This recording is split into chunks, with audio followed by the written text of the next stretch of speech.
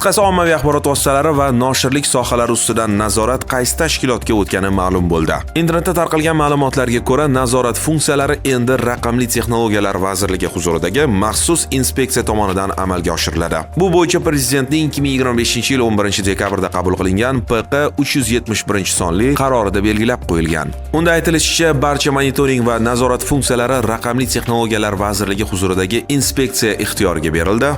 Axborotlashtirish, telekommunikatsiya, pochta aloqasi va raqamli xizmatlar ustidan davlat nazorati endilikda kuchaytiriladi. Ommaviy axborot vositalarini ro'yxatdan o'tkazish va ularning qonunlarga rioya etishini monitoring qilish vazifasi inspeksiyaga o'tkazildi. Onlayn platformalarda taqiqlangan axborot tarqatishni cheklash vazifasi yuklandi.